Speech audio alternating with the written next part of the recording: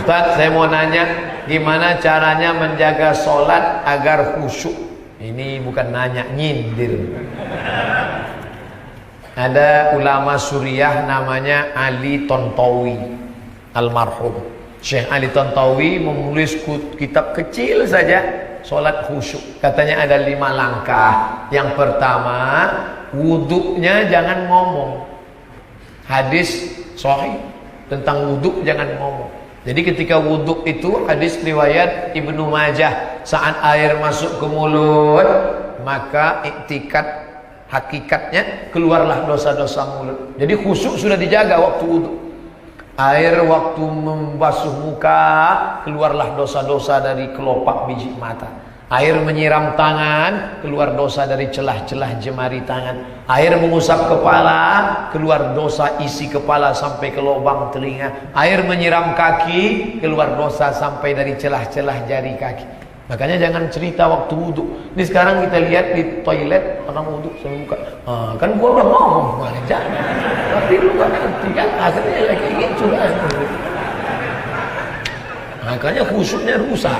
Kita ikuti saja sunnah ini. Nah, selesai wudhu, dari tempat wudhu ke tempat sholat. Yang kedua, nggak boleh tasbih. Tasbih menjalin jari jemari sambil membunyi keretak. Tak boleh tasbih. Tak boleh tasbih. Yang boleh tasbih, bukan tasbih. Makanya dari tempat wudhu tasbih. Subhanallah. Bro, gimana? Ntar sore jadi main futsal. Subhanallah.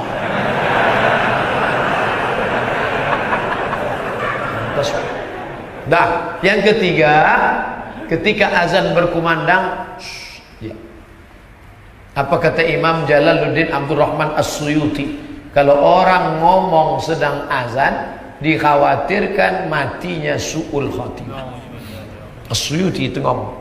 Dia ngomong bukan Abdul Somad, Al-Hafiz Jalaluddin Abdurrahman As-Suyuti. Tafsirnya 2. Satu dia tulis dengan Jalaluddin Al-Mahalli, tafsir jalan lain, bukan jalan lain. Yang kedua Ad-Durrul Mansur fit Tafsir bil Ma'sur. Kitab hadisnya Al-Jami' Al-Kabir. Kitab ulumul hadisnya Tadribur Rawi Syarah Taqrib An-Nawawi. Berapa kitab Imam As-Suyuti? Kata muridnya Ad-Daudi 500 juz kitabnya.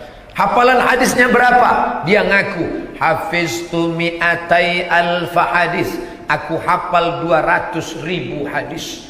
Law wajadtu aktsara min zalika la hafiztuha. Seandainya aku nemu hadis lebih dari itu, aku akan hafal juga. Jadi kalau ada orang yang enggak nerima pendapat Imam Suyuti, ini orang error. Gurunya cuma hafal 3 hadis, itu pun baca matan hilang sanad, baca sanad hilang matan, itu pun kalau laptopnya hidup. Habis baterai hilang hadis. Dia pegang, ini Suyuti yang ngomong. Al-Imam Al-Hafiz Jalaluddin Abdurrahman As-Suyuti. Pertama, jaga wudu. Yang kedua, jangan tasbih. Yang ketiga, jawab seruan azan. Hayya 'alas shalah. La haula wala quwwata.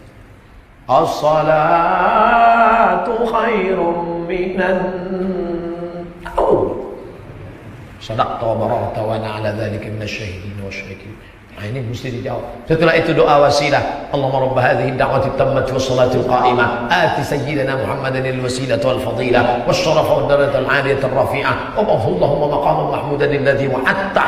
Dalam riwayat Al-Baihaqi ada tambahan innaka la tukhliful mi'ad. Bagi yang hafal, anak-anak muda yang baru tobat belum hafal, gerak-gerak kena yang mulut. 4, engkau mesti membaca.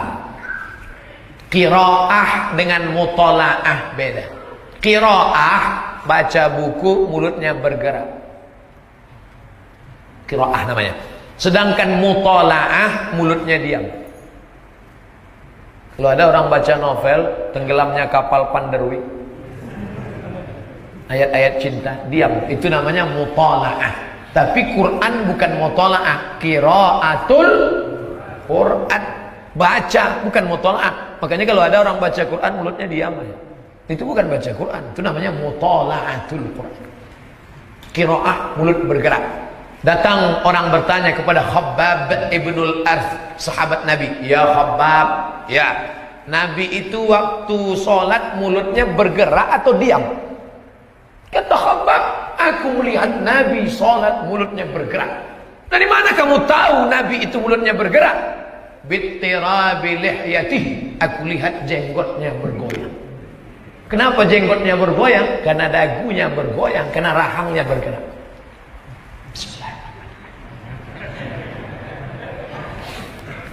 Oh, kalau begitu kuat Pak Ustaz. Bismillahirrahmanirrahim. Alhamdulillah. Tidak, dia sekedar hamsah. Beda dengan waswasah. Waswasah kedengaran ke telinga.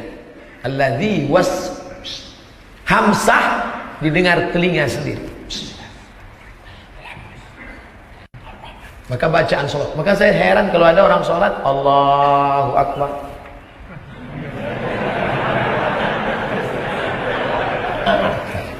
Sholat itu belum bergerak. Kelima, fahami bacaan. Sekarang ada pula yang mengajarkan sholat diterjemahkan. Oh tidak, bukan diterjemahkan, difahami saja. Sama seperti orang pertama belajar bahasa Jawa. Pertama-pertama dia hafal, tapi setelah lama tidak diterjemahkan lagi. Atau bahasa Inggris tidak diterjemahkan, dia sudah automatically, jadi tidak perlu diterjemahkan. Yang kamu terjemahkan, inna sholati, my praying, wa mahyaya, my life, wa mamati, my die, lillahi ta'ala, for you, oh my God. Tidak. Inna sholati wa nusuki, wa mahyaya, wa mamati, lillahi la syarika lah, wa bidzalika umirtu wa ana minal muslimin. 5 ini kita jaga, siapkan cawannya, maka Allah akan menurunkan kekhusyuan.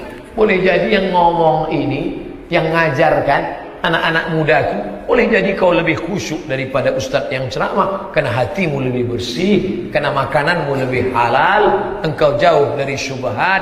Masalah kekhusyuan antara hamba dengan Allah subhanahu wa ta'ala. Mudah-mudahan Allah memberikan kita kekhusyuan. Kalau engkau tidak merasakan manisnya baca Quran, tidak merasakan manisnya sholat sunnah, tidak merasakan manisnya i'tikaf, tidak merasakan manisnya tahajud, nikmat sudah tercabut dari dirimu. Banyak orang menyangka tidak nikmat kalau nggak ada duit, tidak nikmat kalau motor kredit, tidak nikmat kalau belum nikah. Ada yang lebih mengerikan, nikmat tercabut ketika kau tidak merasakan manisnya ibadah.